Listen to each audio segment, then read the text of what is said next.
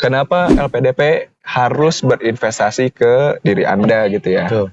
There are so many different ways that you can access LPDP, right? Jadi yang pertama tuh ada beasiswa reguler, biasanya IELTS-nya itu 6,5. Reguler itu ada yang PTUD juga. PTUD adalah perguruan tinggi utama dunia. Terus yang ketiga mungkin ada beasiswa parsial. Nah, apa sih yang menjadi kesulitan Kang Eki aja dulu kemarin sehingga sampai 3 kali tuh bisa lolos, kira-kira apa? Ada 3 ya, ada administrasi, ada tes bakat skolastik tadi, sama yang ada interview. Jadi ada 3 biasanya. Kalau udah dapat LOA itu tes tulisnya nggak usah ikutan. Jadi bisa langsung ya? Bisa langsung. Jadi setelah lolos administrasi itu bisa langsung ke interview gitu. Begitupun juga dengan PTUD. Just be curious about yourself, about the world gitu. Udah, intinya tetap penasaran sama apa yang terjadi aja. Karena itu continuous learning itu. Kalau udah nggak penasaran susah. Yang ngulik aja, be curious gitu. Tetap penasaran gitu. Cause learning is never end. Gitu. Mahdi lalahdi, betul. Halo teman-teman Primer English, terima kasih masih menyaksikan Primer English Podcast. Hari ini kita senang sekali karena yang pertama kita ada di Circle Web ya, bersama dengan Kang Eki ya. Halo Kang. Halo. Mungkin nama lengkapnya itu Muhammad Rifki Darmawan ya. Betul. Baik teman-teman, ini perkenalkan nih, ini adalah asli orang Garut yang alhamdulillah sudah mendapatkan beasiswa LPDP ya Kang ya. Alhamdulillah. Baik Kang, sebelumnya saya ucapkan selamat nih Kang. Thank you Kang. Ya, alhamdulillah dari Garut nih nanti bisa berangkat dan mendapatkan beasiswa LPDP. Boleh perkenalan sedikit dulu Kang, sebelum kita lanjut mungkin menjelaskan apa itu LPDP, proses dan selanjutnya. Silakan. Oke, thanks for having me ya Kang ya, Kang Rikrik. Oke, nama aku nanti bisa dipanggil Eki aja gitu ya. Nama Muhammad Rifki Darmawan, asli Garut betul. Udah lama juga dari SD mungkin ya, SD sampai SMA lah di Garut. Terus dulunya sekolah di SMA 1 Garut gitu. Terus kalau ngomongin jenjang pendidikan mungkin dulu tertarik sama isu-isu ini ya, internasional, sosial, politik gitu. Tapi dari dulu sih pengennya ke HI ya, hubungan internasional. Cuman takdir mengatakan aku harus belajar ilmu politik gitu di Universitas Indonesia. Terus thank you for mentioning bahwa aku adalah salah satu awardee, memang betul. Jadi kesempatan menjadi awardee LPDP atau lembaga pengelola dana pendidikan gitu ya, yang dikelola oleh Kementerian Keuangan. Itu nanti aku berencana gitu ya, insya Allah akan belajar di Cornell University gitu, ngambil S2 Master of Public Administration. Kira-kira gitulah latar belakang pendidikan saya. Jadi ya sekali lagi kita ucapkan ya terima kasih nih sudah berkenan ya Kang ya, karena My pleasure. Istilahnya saya pingin nambah tiap tahunnya ya orang Garut nih terutama. Amin. Kan tadi sempat kita ngobrol di belakang bahwa dari Garut itu ada 4 orang ya untuk keberangkatan bersama dengan Kang Eki. Tapi sebelumnya nih Kang, saya penasaran. Ini mungkin bisa jadi salah satu istilahnya inspirasi bagi teman-teman yang masih bingung ya. Okay. Cari jurusan. Tadi Kang mention ilmu politik di UI. Nih, kenapa Kang? Itu dulu deh pertanyaan awalnya. Kenapa ngambil ilmu politik di UI?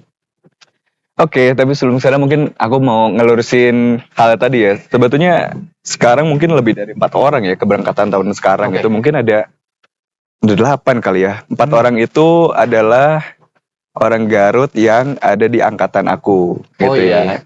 Jadi sekarang sih udah running 240 ya angkatan gitu.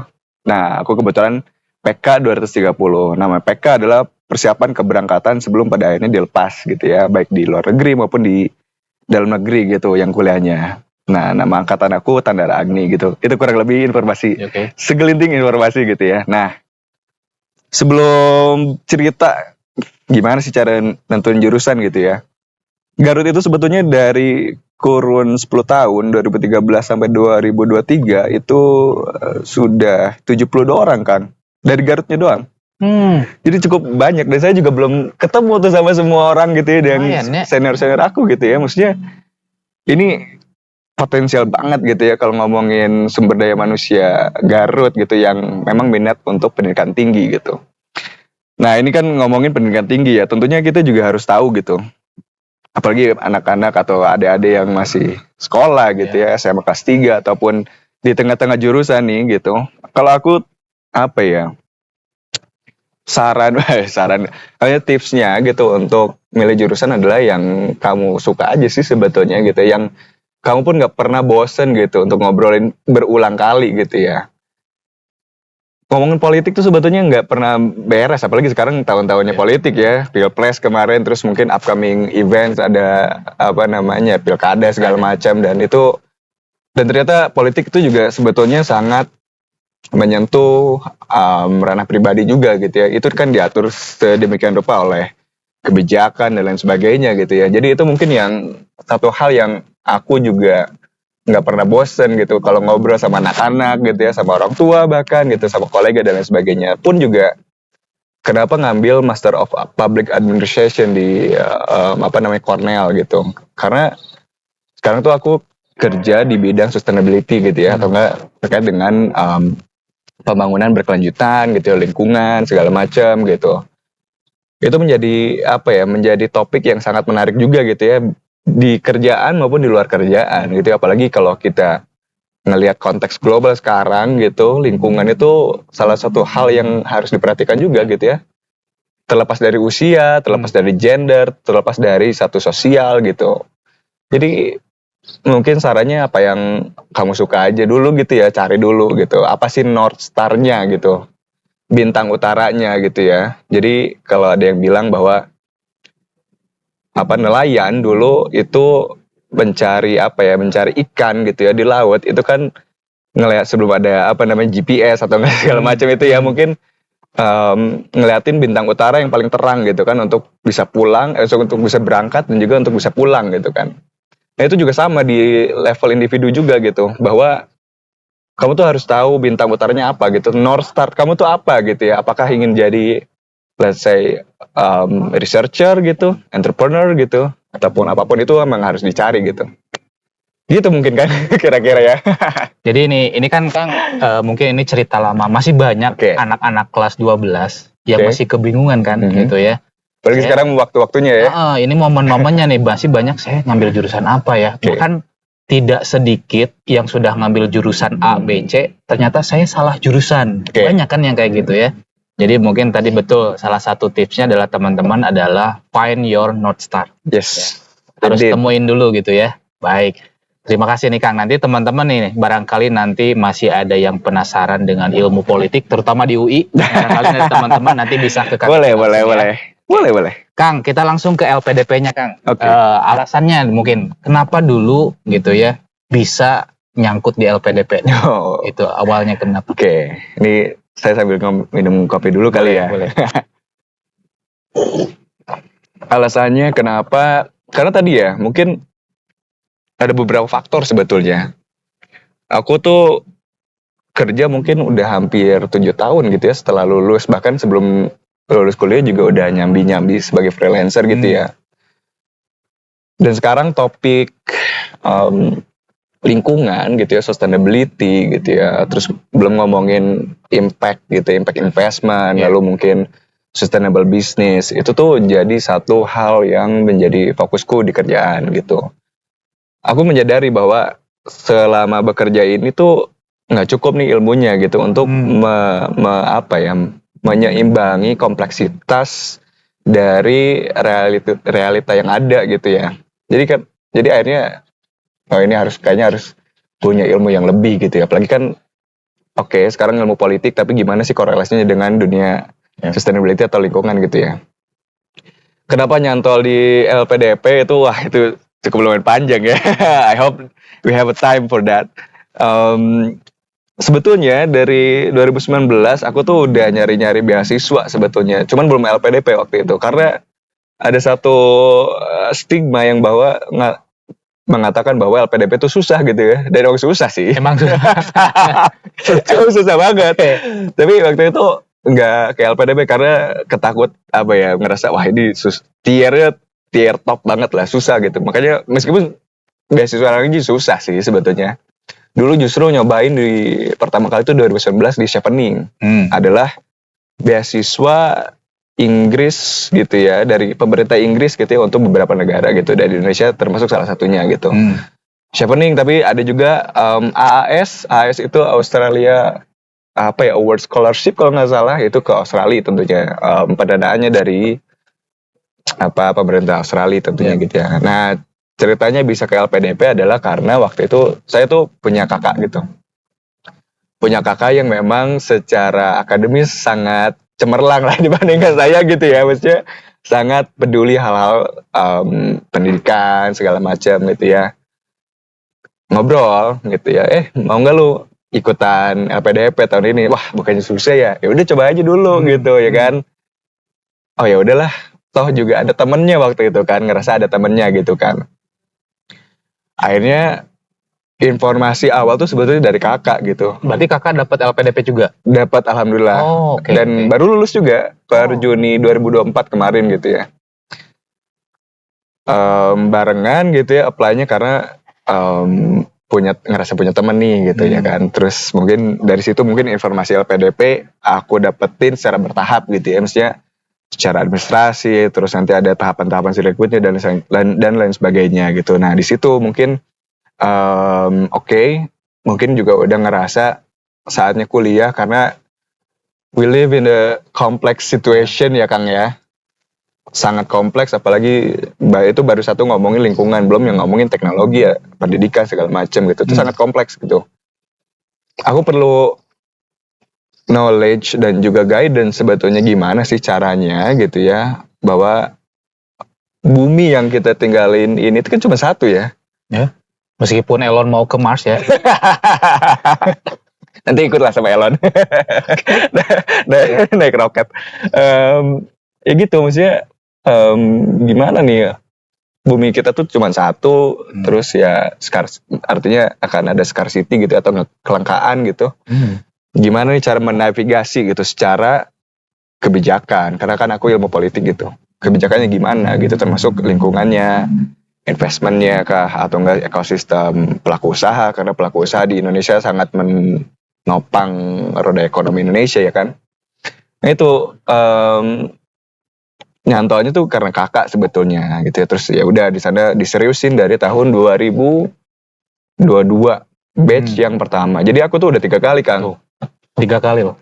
3 kali guys. 3 kali percobaan. Jadi yang pertama gagal, yang kedua gagal, yang alhamdulillah yang ketiga baru dapat gitu. Jadi ya banyak proses trial and error dan banyak sekali proses menemukan diri ya. Ternyata ini aku sebut kayak spiritual journey justru. Sangat-sangat spiritual journey gitu ya, karena harus tahu diri sendiri, kelemahannya, kelebihannya, apa yang kamu bisa tawarkan untuk Indonesia segala macam gitu Kang paling. Ini barangkali dari 3 kali kesalahan ya, 3 kali belum lulus, 2 kali, 3 kalinya nyantol. Kira-kira apa yang pertama, barangkali nih ada yang mau ikut batch selanjutnya, apa yang perlu pertama-tama kali yang harus kita siapkan untuk LPDP?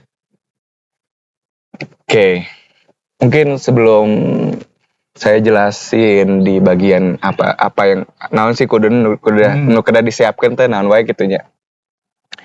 Jadi di LPDP itu ada 2 tahap. Sekarang tuh ya, yang biasanya mungkin kedepannya bisa beda, tapi sekarang tuh for now itu ada 2 kali penerimaan biasanya, Februari dan Juni. Jadi gitu ya. stay nih di Februari dan Juni ya. Betul, Februari dan Juni sampai sekarang gitu ya. Dan mungkin ada perubahan nanti ya, makanya sering-sering buka portal lpdp.kemenkeu.go.id itu ya. Kalau mau baca detailnya itu sangat lengkap sekali gitu. Pertama kali itu memang harus dari niat sih ya. Nggak, kayaknya gini deh. Maksudnya sangat jarang sekali orang-orang yang aku temukan itu tidak mempersiapkan dirinya sebaik mungkin. Rata-rata tuh hampir semua itu menyiapkan dirinya sebaik mungkin. Gitu ya. Tadi deh masalah spiritual journey itu kan proses kontemplasi dalam diri juga gitu ya.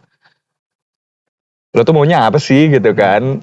Kedepannya tuh mau ngapain gitu ya? Di dalam konteks kerjaan kah? Di dalam personal kehidupan kah gitu ya, ataupun lain sebagainya gitu ya. Itu sangat-sangat tidak bisa ditiru karena itu kan spiritual journey masing-masing gitu ya.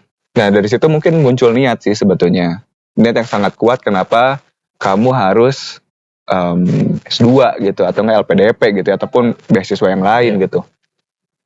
Dari situ sebetulnya dari proses kontemplasi gitu ya, ada kelebihannya apa gitu, kelemahannya apa, pembeda dari peserta yang lain itu seperti apa gitu ya. Terus apakah kamu sudah cukup mengerti konteks yang atau isu yang sedang kamu geluti sekarang gitu, bisa jadi creative industries gitu, can be education, it can be tourism, it can be everything gitu.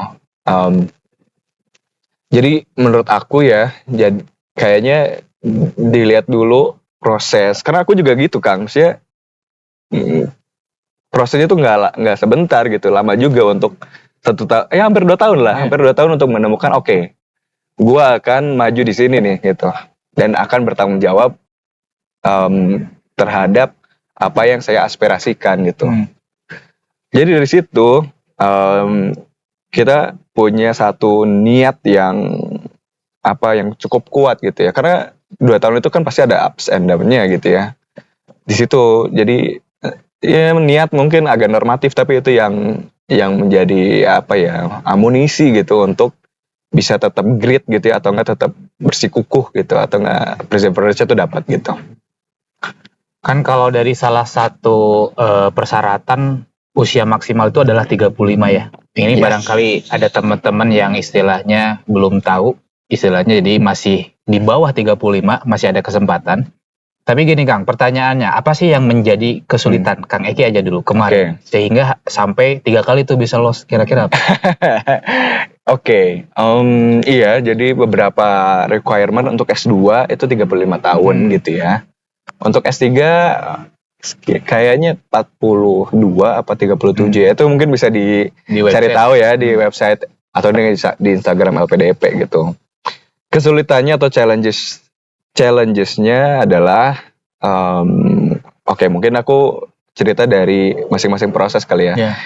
Yang pertama itu gagal di tes bakat skolastik, TBS, pokoknya tes tulis lah, matematikanya, psikologinya dan lain sebagainya macamnya gitu ya. Nah itu aku menyadari bahwa aku kurang persiapan aja waktu itu, kurang niat gitu ya, makanya niat tuh penting.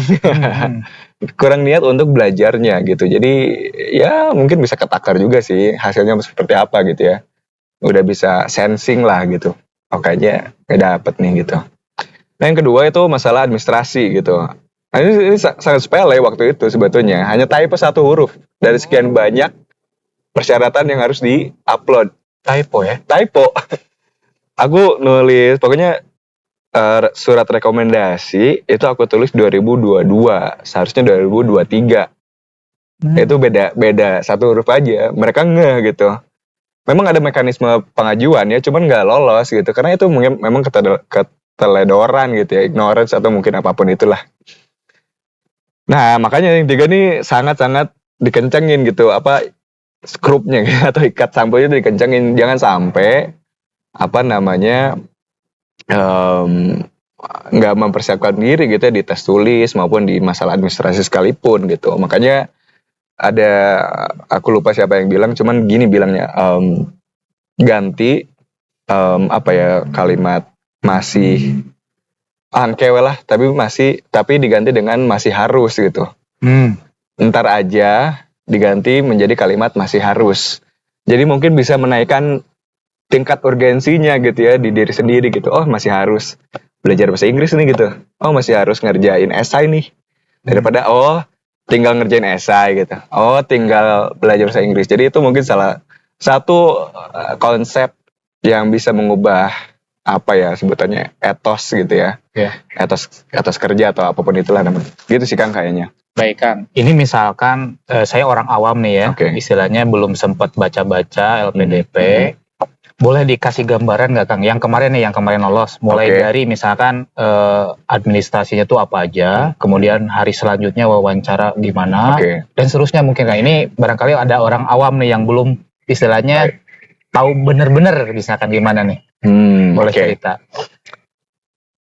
Jadi sebelum kesana mungkin I'll tell you about some ways gitu ya, because there are so many different ways that you can access LPDP, right?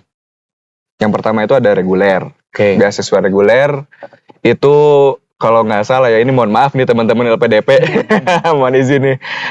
Jadi yang pertama tuh ada beasiswa reguler, itu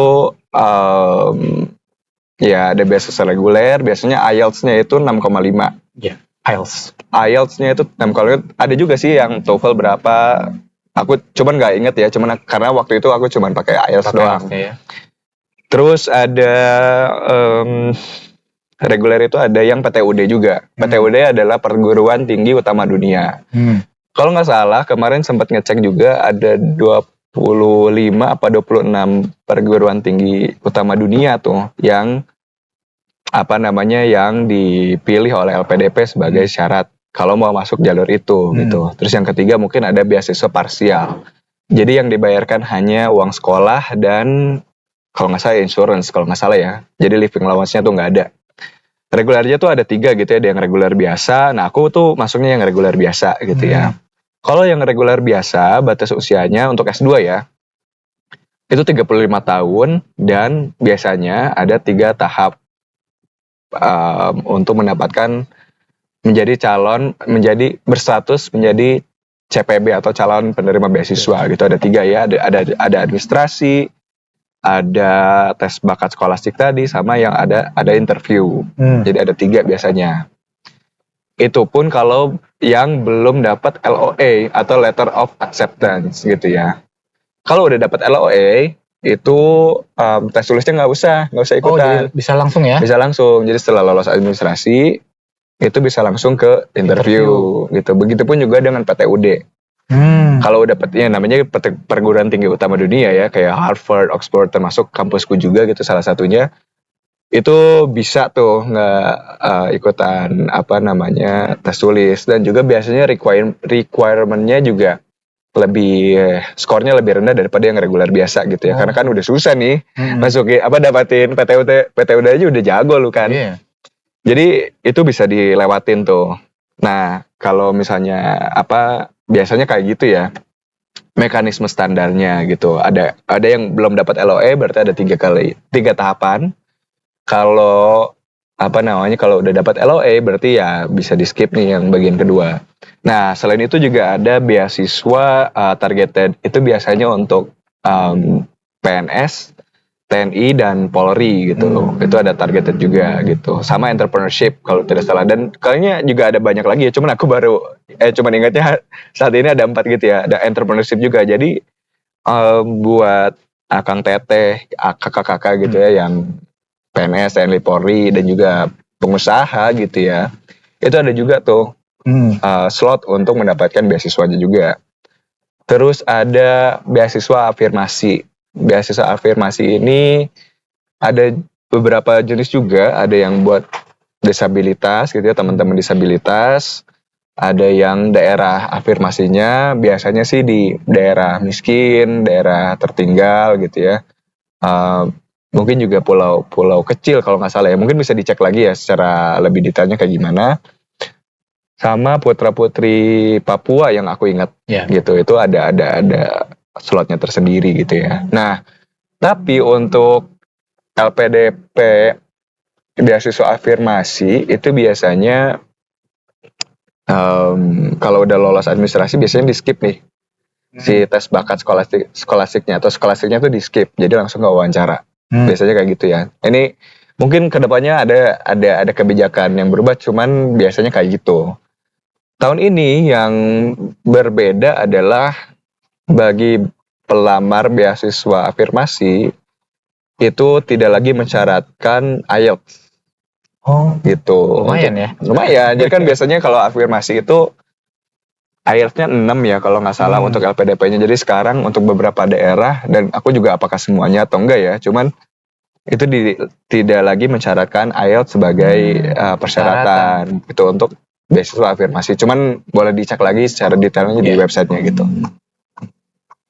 Jadi, nah tadi nih biasanya emang dari ketiga tes itu sulit-sulit ya. Tapi saya pengen tahu dong, yang wawancara itu apa sih pertanyaan-pertanyaan umumnya biasanya Kang Eki deh kemarin apa Alright. yang ditanyakan. Terus kedua, apakah harus dalam bahasa Inggris? Mungkin barangkali teman-teman ada yang atau campuran atau Indonesia? Gimana tuh? Can be both. Oh, Can be English, can be bahasa Indonesia. It depends on the interviewer sebetulnya. kalau Kang Eki gitu. kemarin? Alhamdulillah aku bahasa Indonesia semua. jadi memang ini ya, apa namanya, beruntungnya waktu itu pakai bahasa Indonesia semua. Tapi ada temanku juga yang full English, Pakai bahasa Inggris ya? full English and can be both gitu ya. Tergantung, kayaknya nggak tahu ya kenapa kayak gitu. Aku juga kurang tahu. Mungkin mood-moodan interviewernya juga kali ya. Kesulitannya apa ya? Mungkin yang paling aku ingat aja ya. Jadi kalau di proses wawancara itu biasanya ada tiga pewawancara gitu ya. Ada 3 interviewers gitu. Yang pertama biasanya yang orang LPDP-nya yang bacain esai gitu ya. Tadi termasuk kontribusi ke Indonesia segala macam dan lain sebagainya. Yang kedua ada psikolog gitu, itu yang menggali personality segala macam gitu ya. Terus yang ketiga adalah yang sesuai dengan minat atau tujuan kamu akan belajar di mana gitu, dan keahliannya juga gitu ya. Itu kemarin 3-tiganya juga aku dapat gitu. Maksudnya yang LPDP-nya gitu ya, terus psikolognya, terus yang yang minat gitu, yang ngomongin politik, kebijakan, public policies, and the environment. Itu gitu. 1 hari langsung? 1 hari. Oke. Sejaman lebih lah di interviewnya. Online. Satu wawancara? Atau tiga-tiganya? Tiga-tiganya langsung. Tiga-tiganya langsung wawancara waktu itu. Oh, jadi nggak satu orang Nggak, enggak ya? nggak. Oh. Jadi tiga-tiganya langsung. Jadi betapa pressure-nya waktu itu gitu ya. Tapi ya dilaluinya karena mungkin ada ini ya, yang tadi balik lagi ke poin bahwa masih harus itu ya. Aku mempersiapkan diri pokoknya betul gitu. Makanya yang ketiga ini alhamdulillah lolos gitu. Karena ya mungkin challenges-nya waktu itu adalah, atau pertanyaan yang sulit gitu ya menurut aku, yang aduh ini gimana jawabnya gitu ya. Tapi dulu tuh di masa psikologi gitu ya, pertanyaan-pertanyaan psikolog gitu. Kalau nggak salah dulu pertanyaannya apa kelemahan Anda gitu ya, kelemahan, weakness gitu. Makanya balik lagi ke poin yang pertama, adalah yang poin awal-awal bahwa emang harus tahu dulu gitu diri sendiri tuh di mana, dan harus mengakui gitu bahwa emang kamu kelebihannya di mana, kelemahannya juga di mana. Kelebihan dan kelemahannya tuh tahu betul gitu. Jadi nggak ada tendensi untuk berpura-pura juga gitu. Nah ini salah satu tipsnya adalah emang harus jujur sih. Maksudnya jujur bukan hanya untuk ke interviewnya juga, tapi ke diri sendiri gitu. Jadi kita sangat menguasai diri sendiri gitu ya dalam konteks tadi wawancara gitu. Nah, ya itu, maunya kelemahan apa segala macam, terus gaya kepemimpinan waktu itu ditanyain juga.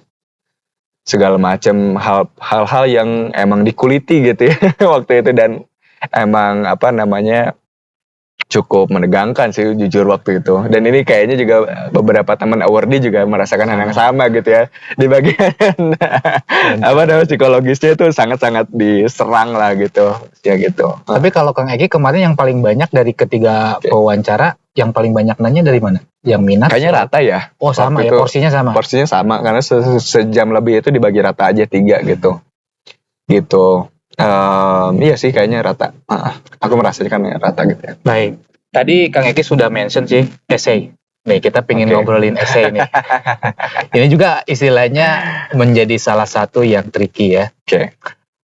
Boleh deh Kang kasih tahu gimana nih supaya bisa lancar untuk menulis essay untuk itu. Oke. Ini juga masuk ke dalam ini ya. Tadi ya yang masih harus itu ya.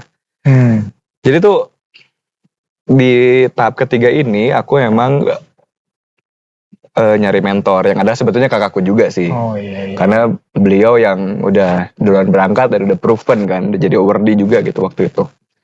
Makanya aku juga kayak skripsi lah Kang. Maksudnya nulis udah pasti draft pertama jelek pisan gitu ya, terus di komen, diiterasi sampai 5 kali sebetulnya. Sampai 5 kali esai maupun mock up interview. Jadi kenapa aku bisa lebih siap untuk bukan menyangkal ya, menjawab pertanyaan-pertanyaan dari interviewer adalah ya karena aku juga mockupnya 5 kali gitu, atau tes bobodoan lah ya mockupnya. Mock interview 5 kali, terus esainya juga dikomenin 5 kali juga gitu ya, sehingga beneran bisa dibaca gitu sama reviewer. Karena bayangin aja dari sekian banyak itu kan chance untuk dibacanya tuh berapa persen kan kita juga nggak tahu ya, yang melamar aja udah puluhan ribu gitu. Betul. Makanya ada beberapa kiat gitu ya atau tips gitu untuk menulis esai gitu. Untuk nulis esai yang aku juga nggak berani bilang aku bagus juga sih, cuman kayaknya lolos lah ya. Di tahap administrasi gitu. Jadi memang nggak, ini kan ada struktur esai gitu ya, yang tentunya harus tahu benang merahnya itu apa, antara kaitannya diri kamu sendiri, ataupun bisa dikaitkan dengan aspirasi kamu di kerjaan, atau di setelah lulus jadi fresh graduate gitu ya, seperti apa. Terus mungkin juga kalau udah tahu itu ya kan, mulai research dulu sebetulnya sebelum nulis esai itu, research dulu tadi ya, isu yang memang kamu akan geluti gitu. Kalau aku kan konteksnya di lingkungan atau di environment gitu ya, itu dulu harus ngelotok. Tapi kan itu juga sangat luas ya, lingkungan itu kan sangat luas. Tapi aku juga mencoba mengerucutkan apa sih yang pengen aku kedepannya tuh geluti juga gitu ya. Setelah itu cari atau riset kampus dulu sebetulnya. Misalkan dulu karena pengennya ke US gitu ya udah cari aja yang sekiranya secara kurikulum, secara subjek atau mata kuliah gitu ya, yang memang beririsan dan atau menopang mendukung pekerjaan nanti setelah lulus gitu. Berarti dulu kampusnya, let's say ada Cornell gitu ya. Cornell tuh punya apa sih gitu ya jurusannya. Oke, ada MPA. Di MPA itu ada subjek apa gitu ya. Let's say ada Environmental Policy, ada Economic and Finance Policy, dan lain sebagainya gitu ya. Oke, setelah dilihat, itu ternyata cocok banget nih sama aspirasi aku ke depan gitu ya. Secara kurikulum, secara yang nextnya adalah dosen. Juga harus dicari. Harus cari tahu dulu dosennya tuh siapa gitu ya. Apakah bisa menunjang ide-ide kamu juga gitu ketika kuliah ataupun nanti setelah lulus gitu. Sama yang ke berapa tadi? Yang selanjutnya adalah komunitas atau ekosistem pendukungnya gitu. Misalnya gini, kalau di Cornell University itu dia mengklaim bahwa dia punya capaian atau track record untuk menjalankan kampusnya itu green campus gitu. Green campus. Jadi wah cukup walk the talk gitu ya si kampusnya ini gitu. Jadi akhirnya apa sih sebetulnya yang mereka miliki gitu ya di luar akademik gitu. Jadi akhirnya aku nemuin namanya kalau nggak salah ya Cornell Atkinson for Sustainable Center ya, something gitulah, pokoknya pusat untuk pembangunan berkelanjutan atau pusat untuk sustainability gitu ya.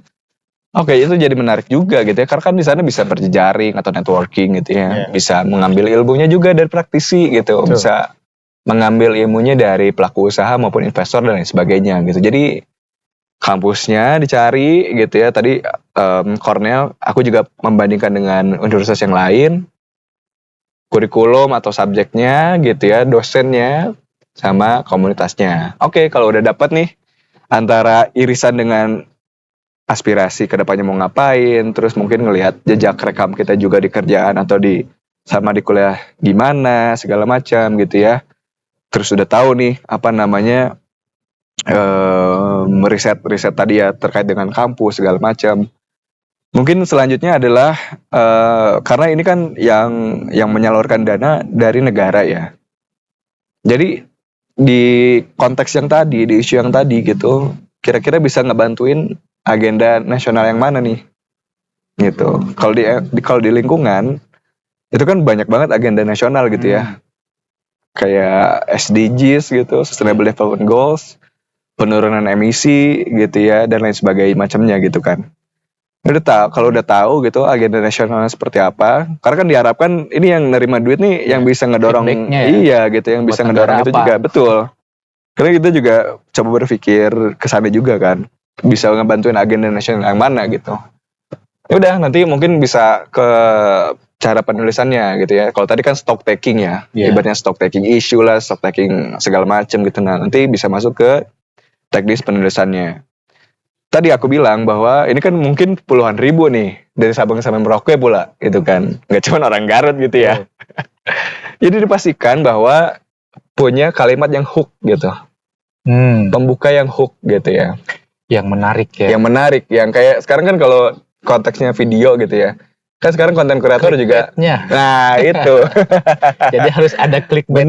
benar. Pas pertama baca tuh, Oh menarik ya, dan itu pun jangan yang berbunga juga, tapi jangan saya biasanya kayak gini nih, karena aku juga ngebantuin beberapa esai teman-teman gitu ya, maksudnya yang di luar aku pun nggak tahu gitu ya, tapi aku juga coba mengadakan mentoring gitu ya penulisan esai ini gitu. Jadi biasanya itu sangat berbunga gitu, maksudnya kayak oke, aku dilahirkan di keluarga yang orang tuanya tidak memiliki ekonomi yang beruntung, terus pendidikan yang tidak apalah whatsoever gitu ya, maksudnya oke, itu adalah satu keadaan realitas yang ada di kamu dan bisa dijual juga, maksudnya bisa ditulis, tapi secara penulisan jangan sampai berbunga aja. Maksudnya ngehook tuh apakah dari keadaan ekonomi keluarga kamu gitu, sama tingkat pendidikan orang tua kamu gitu ya. Ini tuh hooknya di mana nih gitu. Jangan sampai cuman kayak nulis diary aja gitu. Jadi apakah dari sana kamu punya keresahan gitu ya, kan sekarang orang-orang bilangnya keresahan gitu ya. Apakah ada keresahan di sana gitu? Misalnya di level ekonomi kah gitu, ekonomi sosial gitu ya, atau kamu ngelihatnya bisa jadi kamu adalah korban strukturalnya pendidikan yang belum matang gitu ya sekarang, kan itu bisa diarahin ke sana gitu. Itu pokoknya harus ada kalimat yang hook gitu ya. Nah itu emang harus dicari lagi gitu ya, kayak gimana. Terus ya udah, di bawahnya itu bisa ditulis lagi gitu ya. Tadi tuh kan udah ada stock taking nih gitu ya. Dari masalah kamu itu yang di awal yang sekiranya bisa menggait perhatian reviewer, ini masuknya ke agenda nasional yang mana nih? Gitu ya. Kalau tadi yang ngomongnya agenda nasional can be different gitu, cuman kayaknya gitu deh, polanya gitu. Bisa ngebantuin apa nih buat negara, terus kenapa harus belajar S2 gitu untuk bantuin agenda nasional gitu kan. Terus nanti ada serangkaian paragraf yang didukung oleh data tentunya ya kan, jangan sampai beropini doang gitu tanpa dibuktikan data, itu kan kayak ya kurang kuat aja kan justifikasinya gitu. Ya udah akhirnya cerita gitu ya, gapnya di mana atau keresahannya di mana, terus agenda nasionalnya punya apa, terus datanya segimana, terus peran kamu nih. Makanya tadi ada pertanyaan pembeda kamu dengan peserta lain itu seperti apa. Di situ nanyain peran sebetulnya. Gitu. Jadi perannya untuk mendukung apapun itu yang kamu yakini gitu ya, itu di mana gitu. Seberapa signifikan keberadaan kamu di isu tersebut. Gitu. Nah, korelasinya dengan S2 tadi, maksudnya riset kamu segala macam, kamu kan makanya harus tahu dulu gitu ya ke diri sendiri gitu. Gap kamu tuh emang harus ditopang secara ilmu juga kan, untuk menyelesaikan isu yang kompleks itu gitu. Nah, situ juga bisa ditulis tuh. Kenapa harus ngambil kurikulum A gitu? Kenapa harus ngambil subjek B? Kayak gitu. Nanti mungkin konklusinya, sebelum ngomongin ke konklusi, bisa juga kayak rencana jangka pendek, jangka menengah, sama jangka panjang gitu. Itu kontribusi untuk Indonesia. Bisa jadi personal juga, bisa jadi ke lingkaran di kantor, tapi kalau bisa dengan aspirasi Indonesia di masa depan juga gitu. Nah, berarti abis itu dipastikan punya kalimat penutup yang oke juga, paragraf penutup yang oke juga gitu. Kenapa biasanya aku nge-framingnya, kenapa LPDP harus berinvestasi ke diri Anda gitu ya. Nah itu dicarilah. Tadi makanya harus beres dulu sama diri sendiri gitu. Kenapa? Karena uangnya nggak sedikit. Bener kan? Gitu. Kenapa worth it? Kenapa nih duit harus dikasih ke lu ya kan? Gitu. Jadi serangkaian teknis nulis mah ya melalui proses iterasi yang panjang juga sebetulnya. Baik Kang, tadi disebutkan bahwa Kang Eki ini juga menjadi salah satu mentor untuk beberapa teman-teman yang lainnya kan. ini barangkali nih ada teman-teman yang ada komunitasnya nggak Kang untuk mentor seperti itu di Garut deh khususnya, supaya nih semakin banyak orang Garut yang Oke. istilahnya sama-sama mempersiapkan untuk dapat Oke, mungkin julukan mentor kayaknya berlebihan ya. sharing deh. Ya, Sharing aja kali ya. Sharing. Ada nggak di Garut Kang? Kayaknya belum ada ya. Belum ya. Mungkin ya, kalau untuk spesifik beasiswa mungkin belum ada. Tapi kalau di angkatan aku biasanya ada tuh si PK, makanya nanti follow PK 230.lpdp gitu ya di Instagram. Itu biasanya teman-teman juga suka sharing gimana cara esai, mock up interview juga segala macam gitu. Kalau di Garut kayaknya belum ada Belum. gitu ya yang memang selalu hadir gitu segala macam. Tapi aku juga kemarin beberapa kali ngobrol juga sama orang yang akan apply gitu ya di batch maupun batch yang kemarin Juni maupun yang Februari tahun depan gitu. Ya ngobrol-ngobrol aja sebetulnya. Esai kayak tadi persis kayak omongannya gitu, kayak esai kayak gimana, terus mock up interview kayak gimana segala macam gitu. Jadi ya mudah-mudahan nanti ada terbentuk ya khususnya di Garut. Boleh, ya, boleh. Dibikin misalkan siapapun itu, Ya. saya rasa itu kemanfaatannya akan lebih gede gitu ya. Ya. Misalkan di Circle Wave nih ngadain, misal ya kita tidak barangkali nih sama Kang Adam, Kang Dery, misalkan Circle Wave ada khusus nih misalkannya sambil ngopi tiluan nih. di Tiluan misalkan kita ngobrolin tadi tips dan trik untuk nulis esai misalkan. Itu kan saya rasa keren gitu. Ya. Dan saya yakin kok banyak orang Garut yang istilahnya pingin juga kan ngerasain kayak Kang Eki nanti istilahnya beberapa tahun di luar negeri sekolah beasiswa. Amin ya. Oke. Baik Kang, selanjutnya deh Kang, tadi udah di mention juga nih ada yang namanya tiap angkatan ya, angkatan itu ada namanya tadi Tandara Agni. Boleh deh Kang dijelasin sedikit apa sih Tandara Agni?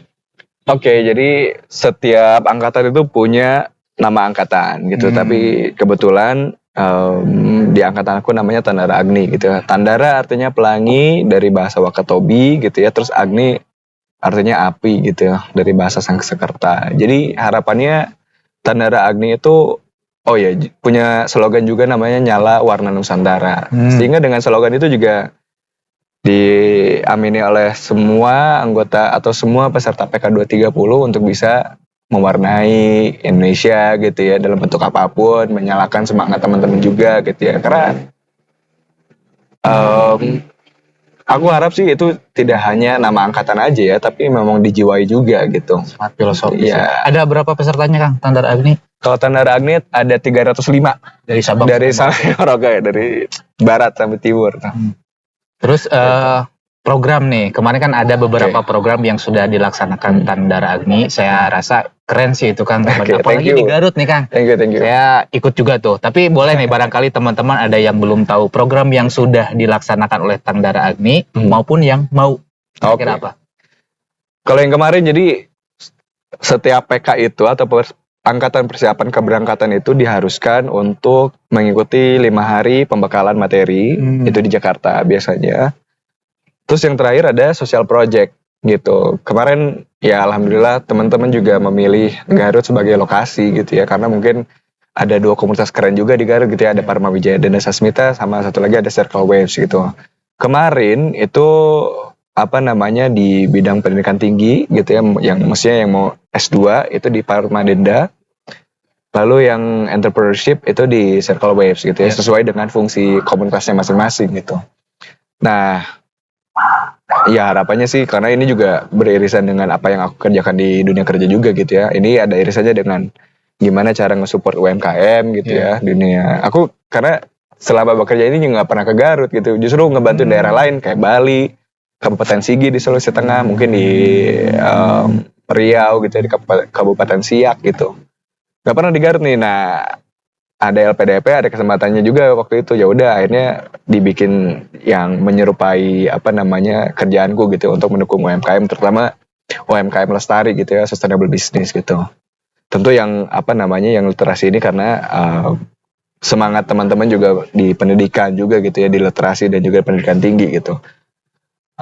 What's coming, mungkin doanya juga nih Kang, semoga lancar gitu. Jadi harapannya kolaborasi dengan PD maupun Circle Waves yang kemarin sempat diadakan di Garut juga gitu. Ada namanya Tandara Fund gitu. Artinya adalah mendukung kegiatan programnya kedua entitas tersebut gitu ya, didorong sama Tandara Agni juga.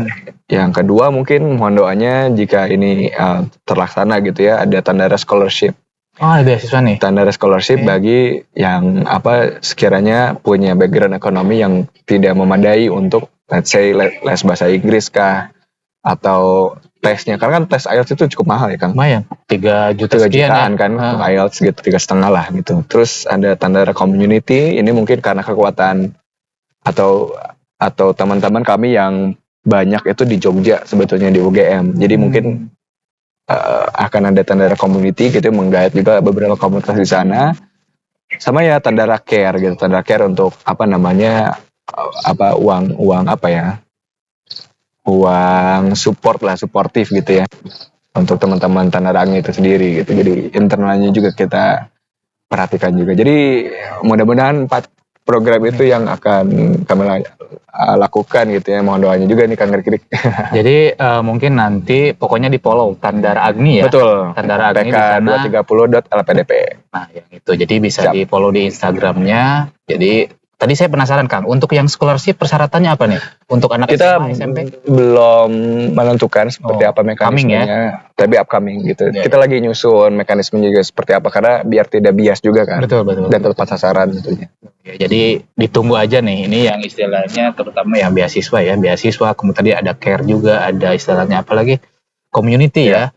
Ditunggu mungkin di Instagramnya lah yang paling istilahnya yang selalu update ya. Baik Kang.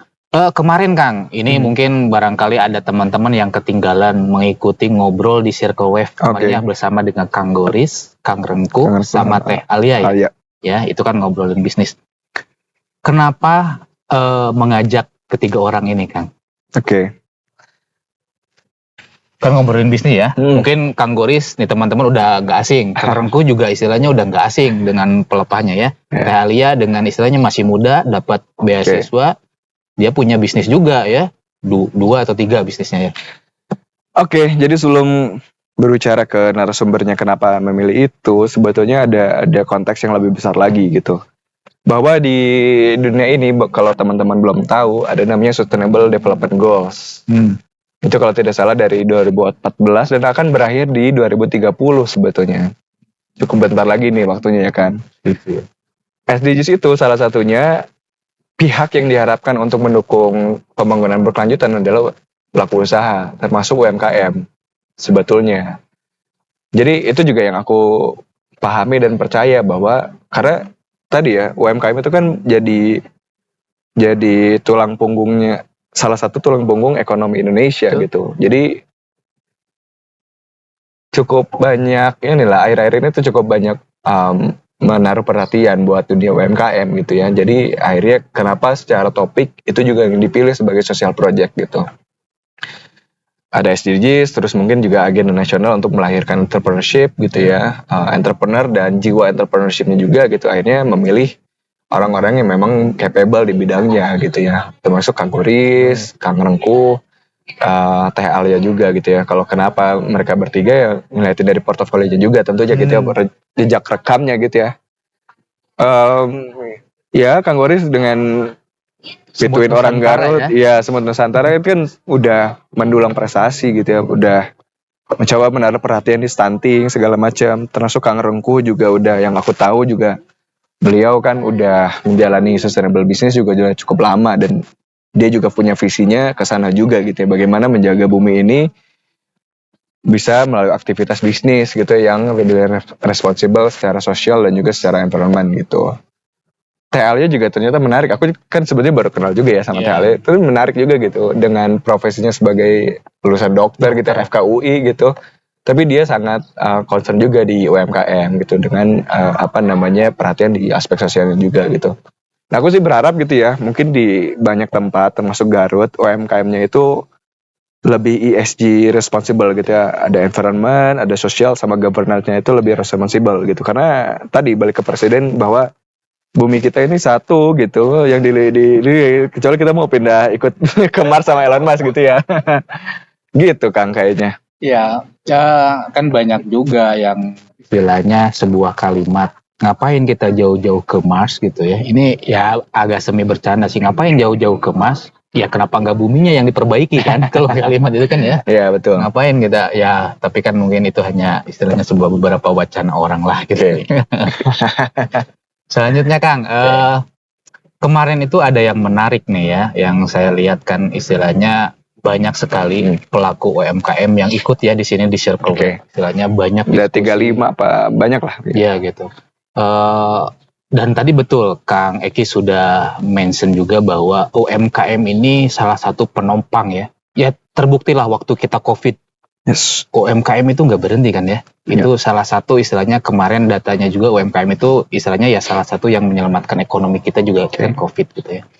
Nah, dari sekian misalkan ya, ada tanggapan nggak Kang, menurut Kang Eki gitu ya, kalau ngobrolin bisnis yang tadi ada apa namanya yang sustainability, kemudian government dan environment gitu ya. Kalau Kang Eki kira-kira nih ya dari obrolan kemarin Kang Goris, Kang Regu, sama Teh Alia, bagi teman-teman yang mau mulai, apa yang harus dipersiapkan kira-kira Kang Eki? Okay. Actually, I don't have any specific answers for that. Karena aku juga bukan pelaku usaha sebetulnya ya. Jadi rasanya kurang kompeten aja gimana cara memulai bisnis gitu ya.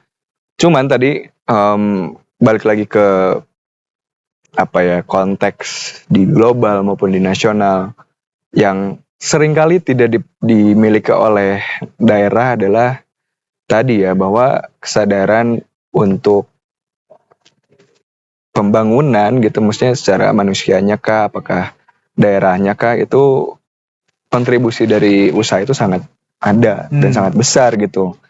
Jadi mungkin ada namanya social enterprise gitu kan, social entrepreneur yang memang melihat satu bisnis itu tidak hanya untuk profitnya itu sendiri, tapi melihat juga bagaimana bisnis ini bisa mendukung atau mensupport masyarakat di sekitarnya gitu ya, dengan cara upah yang lebih oke atau lain sebagainya gitu ya. Jadi aku nggak punya jawaban spesifik gimana cara mulai entrepreneur, cuman yang aku coba ingin bicarakan adalah penting gitu untuk sebetulnya mempunyai jiwa entrepreneurship, terutama emang yang sehari-harinya adalah pelaku usaha. Jiwa entrepreneurship kan nggak hanya soal cuan kan, nggak cuman profit oriented, tapi juga gimana leadership, manajerial yang lebih baik gitu dan sebagainya. Itu mungkin bisa diejawantahkan lebih banyak ketika Akang Teteh gitu di luar sana juga memulai bisnis gitu. Aku soalnya nggak punya pengalaman usaha juga gitu, cuman yang aku lihat dari beberapa pelaku usaha di berbagai daerah adalah they trying to solve a problem surrounding them gitu. Jadi jangan yang jauh-jauh jangan dulu yang jauh-jauh dulu gitu. Apakah itu masalah sosialnya kah? Apakah masalah rantai pasoknya kah? Apakah masalah lingkungannya gitu. Jadi kalau ngelihat yang lebih besar, mungkin perannya justru sangat penting gitu. Jadi kalau ada yang memulai, mungkin bisa direfleksikan kembali, kontemplasi sendiri, bahwa ya pelaku usaha itu mengakibatkan amal sebetulnya, mungkin amal jariah juga gitu. Betul. Gitu. Baik Kang, saya pengen kembali lagi ke LPDP-nya nih Kang. Sekarang kan kita tag sekarang bulan Juli nih, Kang Eki next month ya, bulan Agustus berangkat insya Allah ya. Insya Allah, pidoana. Iya, mudah-mudahan lancar ya Kang. Apa yang sedang Kang Eki sekarang persiapkan nih? Banyak. Kalau kemarin secara urut-urutan, kalau administrasi mah aman ya? Administrasi alhamdulillah per kemarin aman. Aman ya. Okay. Berarti apa? Karena susah juga Kang waktu itu nyari rumah di Cornell tuh kan di New York, tapi New York pasisian lah. New York kabupaten kan, ada NYC New York tetep City, NYK New York kabupaten, tapi itu tuh di Ithaca. Memang kan sekarang di Amerika itu ini ya gunfire tuh jadi ini ya. Iya. Dari apakah harus bawa gun juga? Saya juga. Nah itu kan, tapi di Ithaca itu di daerah aku nanti tinggal itu scam untuk housingnya tuh sangat tinggi. Gitu, scammingnya tuh sangat tinggi. Jadi sangat berhati-hati waktu itu Belajar untuk karate. nggak masalahnya kalau ditipu kan di luar negeri repot Betul. juga gitu. Betul. Jadi ya administrasi alhamdulillah udah beres lah. Apa? Sorry tadi Ya, apa yang pertanyaan sudah apa? persiapkan? Oh, apa yang disiapin ya? Apakah jaket mungkin karena kan cuacanya pasti beda Oke. tuh di sana. Oh iya, benar. Atau misalkan tadi tempat tinggal udah. Yes. Oh ya, di Taka itu kan deket ke Kanada ya sebetulnya. Oh. 3 jam apa 2 jam pakai mobil tuh ke Kanada gitu. Jadi ngelewatin Niagara, terus habis itu ke Kanada, ke Toronto gitu. Dan itu kan dingin ya, daerah dingin itu juga bener kan. Ya, Tapi Cornell itu berbaik hati dalam arti dia apa ya, punya program winter gear something lah gitu. Oh. Jadi dikasih winter Dikasih gear, ya? iya. Apa diskon gitu? Aku lupa deh. Dikasih diskon apa winter gear gitu. Jadi ya untuk sepatu, boots gitu. Karena Ithaca itu Korea itu naik turun juga Garut ya. Oh. Juga ya naik turun gitu kan.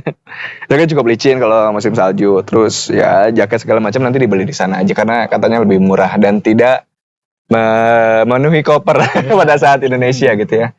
Terus kalau di akademiknya ternyata si MPA di Cornell itu dia cukup menekankan pada kuantitatif gitu.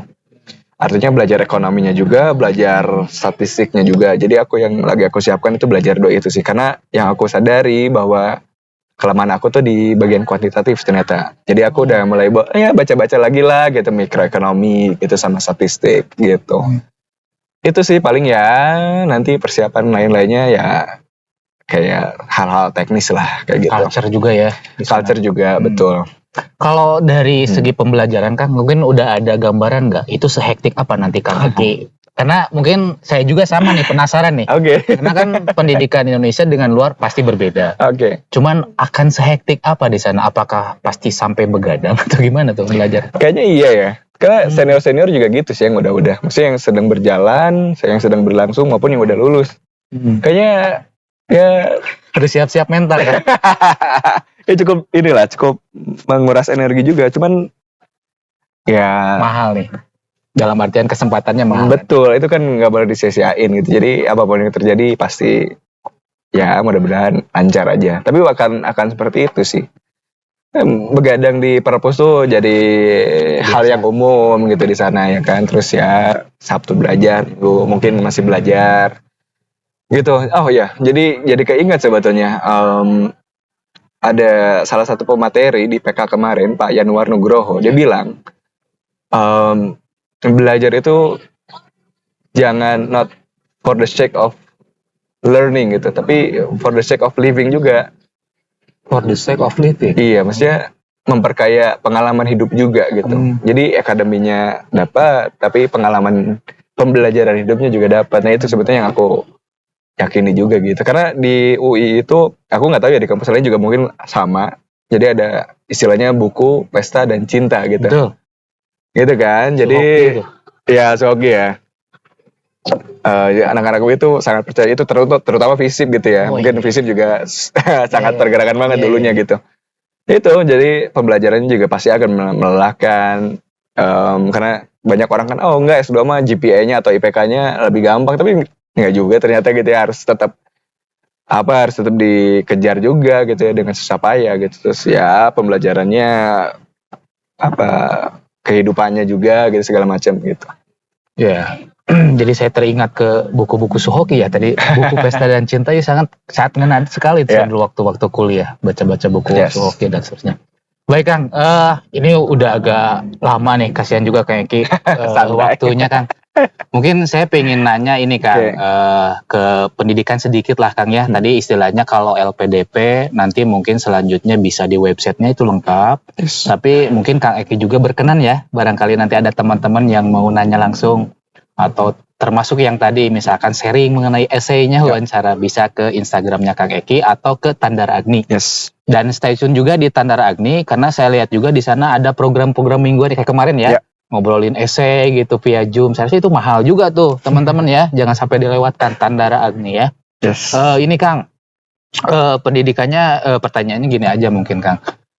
saya percaya nih orang-orang seperti Kang Eki yang dapat beasiswa gitu ya, kemudian istilahnya yang stay di akademik itu tidak luput dari bacaan, Kang. Itu dulu deh. Kang Eki boleh share nggak buku apa yang paling ngena dari sekian banyak bacaan yang Kang Eki baca? Pertanyaan yang paling kena ya. Justru komik. Komik ya. Pertanyaan yang paling kena soalnya. Apa, One Piece? Iya betul, tos dulu. Oke. Iya itu Kan, sih. itu kan filosofi banget sebenarnya. Iya, ya. jadi intrik politiknya juga kencang gitu. Betul. Ya kalau yang paling kena mungkin komik ya, karena mungkin rasa suka aku terhadap dunia buku itu mungkin munculnya dari Startnya komik dari sana ya? gitu. Oh. Tintin lah dulu atau enggak. iya. Aku baca apa ya dulu, Lucky Luke kalau Di PD itu saya lihat ada koleksi Tintin. Tintin ya, Itu iya. ada di PD. Jadi mungkin dulu nggak tahu ya kalau dari sekarang itu dulu tuh ada Lucky Luke, Tintin, Asterix, Obelix gitu ya. Itu mungkin yang Eropa gitu. Nah mungkin manganya tuh ada One Piece gitu. Aku dulu ngikutin Death Note juga. Itu justru mungkin yang paling ngena gitu ya. Karena pertanyaan paling ngena gitu. Tapi yang sekarang aku baca itu ya justru nggak ke novel ya. Kayaknya akhir-akhir ini gitu. Pasti tentang buat persiapan nanti ya. Iya. Yang kuantitatif tadi kan. Betul. Jadi ada satu buku yang menarik menurut aku ya. Yang ngomongin tuh konteks ekonomi yang hijau atau ekonomi yang sehat untuk masa depan dunia sebetulnya. Nama pengarang bukunya itu ada aku agak lupa, Esper Stockness. Dia pokoknya dari Eropa Utara, psikolog tapi juga ekonomis. Tapi juga bergelut di dunia think tank kalau nggak salah. Namanya Tomorrow's Economy. Jadi ngeliatin bahwa ekonomi itu harus regeneratif gitu, tidak boleh yang merusak, tidak boleh ekstraktif, karena ya ada hitung-hitungannya lah secara psikologi, secara hitung-hitungan, secara political wise, secara public policy-nya juga gitu. Itu menarik kalau teman-teman mau baca itu. Terus apa lagi ya yang ngena, yang akhir-akhir ini aku baca judulnya Thursdays ya, aku lupa, Thursdays with Morrie. Itu buku yang menceritakan antara dosen dan mahasiswanya gitu. Jadi si penulisnya itu he's idolizing his lecture gitu ya, how he deserve in the campus time gitu, in the personal life gitu. Jadi itu yang kayaknya akhir-akhir ini juga cukup aku baca gitu ya. Yang cukup mengena. Sama banyak sih sebetulnya buku-buku gitu. Kalau lokalnya mungkin ada buku dari Afutami juga, namanya Menjadi gitu. Itu juga bagus untuk bisa tadi poin di mana kita mengenali diri sendiri. Buku Menjadi itu ibaratnya mengupas bawang dalam diri gitu ya, yang hanya level permukaan sampai yang ke level inti gitu. Kalau bawang merah kan gitu ya, berlapis gitu. Jadi dia coba untuk bukan menguliti, pokoknya mengupas diri sendiri sehingga tahu gitu kita tuh apa sih gitu, siapa gitu. Itu mungkin ya. Dan saya cukup lewat podcast ini sangat berterima kasih sekali nih Kang ke PD. Dengan munculnya PD di Garut. Thank you PD. Ya dari PD saya berterima kasih sekali karena menjadi semakin banyak spot-spot gitu ya, istilahnya untuk memfasilitasi warga Garut baca kan. Ya ini kan artikelnya emang udah di mana-mana kali ya. Indonesia tingkat literasi masih rendah. Tapi mungkin dengan salah satu istilahnya yang tadi ya, ada perpustakaan kayak PD, itu kan setidaknya membantu teman-teman. Dan tempatnya juga enak kan. Betah malahan. Tinggal di sana betah banget gitu. Jadi teman-teman jangan lewatkan, saya rasa. Main-main ke PD, bukunya juga lengkap kan. Nah, kalau di sana kan ada Creative Hub juga kan ya. Terusnya. Baik Kang. Selanjutnya ini deh Kang, saya pengen nanya lagi dikit. Tadi udah ada beberapa kata IELTS dan TOEFL ya, yang mana itu harus menjadi salah satu syarat. Tapi tadi ada informasi menarik di tahun ini bahwa untuk jalur afirmasi tidak ada IELTS-nya. Di beberapa ya, ya harus tapi dicek lagi. Bisa dicek lagi. Tapi itu istilahnya bisa jadi nilai plus. Menurut Kang Eki nih, seberapa penting sih bahasa Inggris nih Kang untuk saat ini? Okay. The answer is always important gitu. Dalam konteks sekarang, now we not only talk about do you speak English, do you speak bahasa Indonesia, not only that, do you speak Hangul gitu ya, do you speak Spanish, itu tuh sudah saatnya we have to know another grammar in the world gitu. What I mean is, do you know environmentalism? Do you speak environmentalism? Do you speak justice gitu? Do you speak gender gitu? To know about this grammar, you have to master the foreign language gitu, including English. It can be Japanese, it can be Spanish gitu, French. But the door to open this new grammar that we have right now and the future is by learning a foreign language gitu. So many access, right? Banyak YouTube sekarang, banyak TikTok, influencer yang udah ngomongin bahasa Inggris. Jadi kalau masih ada yang nggak bisa bahasa Inggris, itu artinya malas aja sih Kang. Gak gaul ya? Iya. Padahal akses sekarang udah di HP gitu. You want it, ya you earn it gitu. Bahkan tadi saya ngobrolin ChatGPT. Kadang saya diskusi di ChatGPT tuh pakai bahasa Inggris. In English, right? In English, ngobrol aja gitu. Dan grammar udah bagus banget, kayak bener sama orang gitu. Jadi ini juga salah satu tips nih teman-teman. Ya pakailah ChatGPT gitu ya. Karena semua orang udah pakai itu kok gitu. Kan CEO Nvidia juga bilang bahwa sebenarnya AI nggak akan menggantikan manusia kan. Yang akan menggantikan manusia itu ya manusia sendiri yang pakai AI. Ya. Tapi aku boleh nanya gak sih Kang? Boleh. Kayak ya kan Akang teaching English gitu ya di Garut ya, and how about it gitu, the actual condition gitu ya. Jadi malah ngobrol ya. Ini kan sharing ya. Jadi gini Kang, kalau boleh cerita dari mungkin 10 tahun ke belakang itu ini mungkin bisa salah, tapi ini berdasarkan pengalaman saya aja ya, data di Primary English gitu ya. Itu datanya adalah kalau 10 tahun ke belakang itu adalah ya respon tentang penting bahasa Inggris masih kurang di Garut khususnya ya. Respons. Iya. Tapi kalau sekarang itu udah banyak sekali yang aware. Jadi awareness itu udah ningkat banget gitu. Alright. Baik dari orang tua ataupun siswa. Karena ya itu tadi sosial media udah banyak orang yang ngomongin ini. Itu kan semakin kenceng tuh. Jadi semakin banyak orang yang istilahnya oh iya ya bener ya gitu. Bahasa Inggris.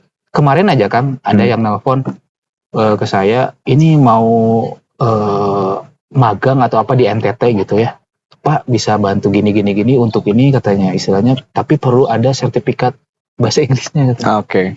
Itu magang. Dan ya alhamdulillah sekarang itu istilahnya kurvanya naik.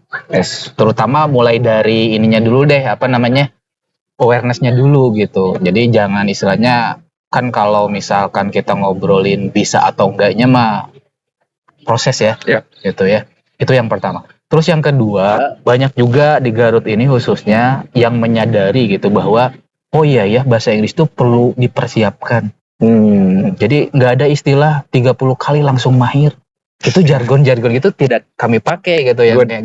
Yes. Karena nggak ada yang kayak gitu. Dan sekarang tuh kalau dulu nih 10 tahun yang lalu masih banyak orang tua yang nanya, ini bisa nggak nih sebulan langsung cas-cis-cus bahasa Inggris? Banyak kalimat-kalimat seperti itu. Tapi kalau sekarang mah udah ada, masih ada, cuman nggak terlalu banyak. Dan itu merupakan kabar gembira sih. Bagi kami lah terutama kabar gembira bahwa dan tadi dibilang juga belajar bahasa Inggris sudah banyak. It can be anywhere. Dimanapun gitu ya, bisa di HP, nggak melulu harus di kursusan juga nggak apa-apa gitu. Lewat ChatGPT, lewat teman sekarang mah komunitas. Nah aku pengen cerita juga nih bahwa kemarin kan ya mau nggak mau harus nge-reverse lagi kan untuk persiapan IELTS nih. Itu juga aku, jadi bagi teman-teman yang belum tahu, akan yang belum tahu bahwa kalau IELTS itu kan ada 4 komponen ya, ada reading, listening, writing sama speaking. Speaking yang menjadi pembeda sama TOEFL kan. Kalau TOEFL nggak ada speakingnya. TOEFL gitu ya? Aku nggak tahu. Oke, mungkin kalau TOEFL nggak ada gitu ya. Jadi aku cukup pede lah dengan 3 skill ini ya, reading, listening, sama speaking. Cuman writing nih yang sering kali susah. gitu untuk ukuran Ngecok. yang iya soalnya itu emang harus dilatih gitu. You have to train your skill di sana gitu. Nah aku juga ya beruntung kan sekarang di dunia digital gitu ya, maksudnya waktu itu juga Zoom karena ya tiap hari kan kerja 9 to 5 terus bisanya dari Asia ke atas itu belajar juga. Coba kalau kenal sama primary English ya mungkin lesnya di primary English gitu untuk Ya mungkin nanti ke depannya deh yang istilahnya mau ya, boleh gitu. Salah satu iya alternatif gitu. untuk belajar. Sama ya itu sih. English is important lah sekarang. Aku juga punya pengalaman misi budaya waktu kuliah gitu justru. Misi budaya ke Eropa Barat selama 2 bulan untuk mengenalkan budaya tari dan musik di sana gitu. Jadi dulu ke Poland, ke Jerman, ke Swiss sama ke Prancis. Itu gimana caranya kalau lo nggak tahu bahasa Inggris gitu kan? Gimana mau komunikasi dengan panitia gitu? Gimana mau komunikasi dengan sound engineer di sana? Karena desibel orang Eropa kan mungkin dengernya klasik, violin, cello gitu kan. Ini kan yang gombrang gitu kan, ada angklung, ada gendang segala macam, ada talempong itu kan yang secara kultural aja tuh beda gitu. Gimana cara mengkomunikasikan itu kan kalau nggak bisa bahasa Inggris gitu. Terus yang kedua mungkin kesempatan yang aku dapatkan karena aku tahu bahwa English is important adalah aku dulu keterima di konferensi internasional di Jepang waktu di Kyoto gitu 3 hari. Jadi mempresentasikan karya ilmiah waktu itu sama teman-teman juga gitu. Jadi ya udah sangat Nggak pakai penting Jepang malah. kan? Nggak pakai Jepang sih ya, tapi bisa lah sedikit-sedikit kayak arigato mah. Itu maksudnya Inggris itu sangat penting gitu. Apalagi sekarang yang mungkin hilirisasi, bukan itu, mobilisasi orang pendatang mungkin ya, sekarang kayaknya bule-bule juga banyak kayak ke Garut ya itu ngobrol aja gitu. Maksudnya sangat-sangat penting lah gitu. Kesempatan itu nggak akan aku dapatkan kalau emang tidak menguasai bahasa Inggris. Dan ya apa salahnya gitu menguasai satu bahasa yang membuka cakrawala ya kan. Ya. Gitu. Jadi tadi disinggung bahwa semua harus dipersiapkan Kang. Ya, termasuk mungkin tadi Kang Eki bilang bahwa saya ketiga kali loh ini. Berarti persiapannya matang banget gitu ya. Selain itu mungkin pendukung-pendukung yang lainnya, misalkan culture ya mungkin salah satu untuk pengantar first step untuk ke culture budaya misalnya itu adalah bahasa. Tadi kita singgung bahwa bahasa Inggris pun sebenarnya nggak sulit. Nah ini satu lagi Kang, bahwa warga Garut ini alhamdulillah setidaknya udah naik sedikit lah yang menganggap bahwa bahasa Inggris sulit. Kan kalau 10 tahun belakang tuh wah sulit Korea gitu ya. Sekarang mah ya alhamdulillah karena mungkin ya tadi ya sosial media itu mempengaruhi banget tuh ke anak-anak bahwa bisa loh lewat belajar di Instagram 5 menit gitu ya, di YouTube dan seterusnya. Baik Kang, ini pertanyaan terakhir Kang, lami teuing karunya itu hampir sejam lebih nih Kang, ngobrol nggak kerasa. Ini Kang, mungkin ada pesan nih buat teman-teman yang sedang menyaksikan gitu ya, mungkin pesan dari Akang, sekaligus mungkin closing statement dari Kang Eki, silakan. Just be curious about yourself, about the world gitu, udah. Intinya tetap penasaran sama apa yang terjadi aja, karena itu continuous learning itu. Kalau udah nggak penasaran susah. Yang ngulik aja.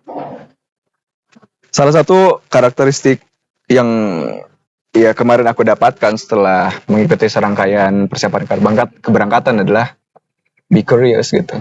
Tetap penasaran gitu. Because learning is never end. Gitu. Mahdi lalahdi, betul. Baik Kang, nuhun pisan Kang.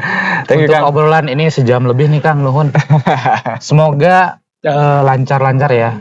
Jadi nanti mungkin bulan depan berangkat, semuanya diberi kemudahan. Kemudian nanti mungkin ada proses, istilahnya pasti ada culture shocknya.